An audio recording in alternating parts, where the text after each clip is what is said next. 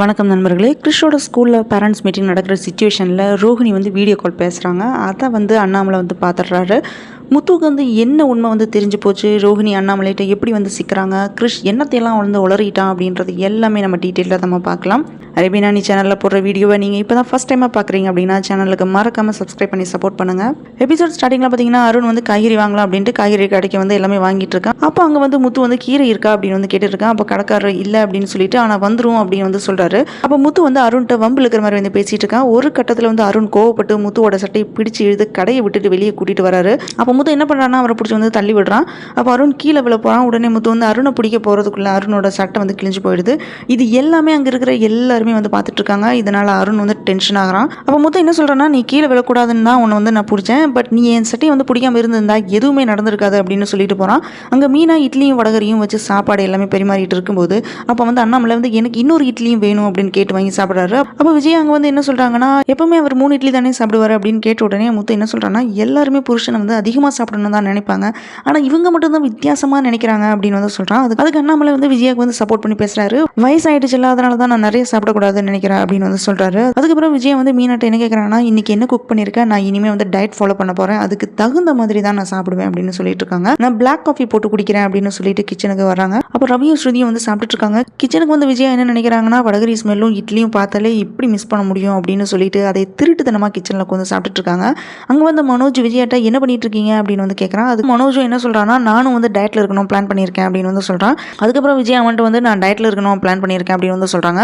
ஆனா இந்த மீனா நம்மளை இருக்க விட மாட்டா போல இருக்கே அப்படின்னு விஜயா சொல்லிட்டு இருக்காங்க. அதுக்கு மனோஜ் ஃபீல் பண்ணாதீங்கம்மா, எனக்கு தெரிஞ்ச டைட்டிஷியன் ஒருத்தங்க இருக்காங்க, அவங்க கிட்ட சொல்றேன் அப்படின்ட்டு மனோஜ் சொல்றான்.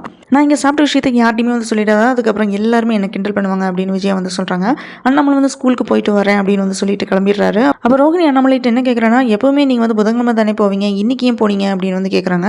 இன்னைக்கு பேரண்ட்ஸ் மீட்டிங் இருக்கிறனால அவர் சொல்லியிருக்காங்க அப்படின்னு சொல்லிட்டு அண்ணாமலை அங்கேருந்து கிளம்பி போயிடுறாரு. உடனே முத்து நான் உங்களை ட்ராப் பண்ணுறேன் அப்படின்னு சொல்கிறேன். அப்போ மீனாட்டு போய் நீ தானே கோயிலுக்கு போகணும்னு சொன்னி, இல்லை போயிட்டு வந்துடலாம் அப்படின்ட்டு வா வெளியே அப்படின்னு கூட்டிகிட்டு போய் மீனாட்டை மட்டும் தனியாக சொல்கிறான். நீ தான் கிருஷ்ணா பார்க்கணும்னு சொன்னி இல்லையா, வா பார்த்துட்டு வந்துடலாம் அப்படின்னு சொல்கிறான். முத்து இந்த மாதிரி சொன்ன உடனே மீனா கிளம்பிடுறாங்க. அண்ணாமலை ஸ்கூலில் ட்ராப் பண்ணிட்டு கிருஷ்ணா பார்க்கறதுக்காக வேண்டி மீனாவும் முத்துவும் வெயிட் பண்ணிட்டு இருக்காங்க.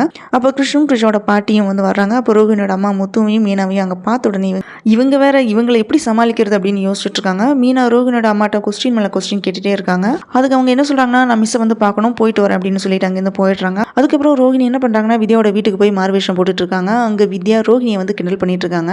ஏன்னா விக்கு மட்டும் வச்சா மார்வேஷம் ஆயிடுமா அப்படின்னு சொல்லிட்டு இருக்கான். இவங்க என்னதான் கிண்டல் பண்ணனாலுமே ரோஹினி என்ன பண்றாங்கன்னா, விக்கு வச்சு கண்ணாடி போட்டு மாஸ்க் எல்லாமே போட்டு டிஃப்ரெண்டா மாறி வீடியோ காலில் வர்றாங்க. அப்போ பேரண்ட்ஸ் மீட்டிங் நடக்கிற இடத்துல நம்மள உட்காந்துருக்காரு. அப்போ வீடியோ காலில் கிளாஸும் மாஸ்க் எல்லாமே போட்டு ரோஹினி பேசுறத பார்த்துட்டு அங்கே இருக்கிற ஒரு டீச்சர் என்ன கேட்குறாங்கன்னா, வீடியோ காலில் கூடவா இப்படி வருவீங்க அப்படின்னு கேட்குறாங்க. அதுக்கு ரோஹினி என்ன சொல்றாங்கன்னா, இங்கே இருக்கிற ரூல்ஸ் இப்படி தான் வரணும் அப்படின்னு ரோஹினி சமாளிச்சிடுறாங்க. அண்ணாமலை ரோஹினியோட வாய்ஸ் கண்டுபிடிச்சிடக்கூடாதுன்றதுக்காக வேண்டி வித்யாவை வச்சு ரோஹினி பேச வைக்கிறான். அப்போ அண்ணாமலைக்கு ரோஹினி மேலே டவுட் வருது. இப்படி தான் இன்னைக்கு எபிசோட் முடிஞ்சிருக்கு. ரோஹினி எந்த அளவுக்கு யோசிச்சிருக்கான்னு பாருங்க. வாய்ஸில் கூட மாட்டக்கூடாதுன்ட்டு தப்பு பண்ணனாலுமே தெளிவாக பண்ணுறாங்க. ஆனால் முத்து தான் எப்படியோ மோப்பம் பிடிச்சி எல்லாத்தையுமே கண்டுபிடிச்சிடுறான். இனி என்னதான் நடக்கும் அப்படின்றத நம்ம பார்க்கலாம். இந்த வீடியோ பிடிச்சதுன்னா லைக் பண்ணுங்க, ஷேர் பண்ணுங்க, சப்ஸ்கிரைப் பண்ணி சப்போர்ட் பண்ணுங்க.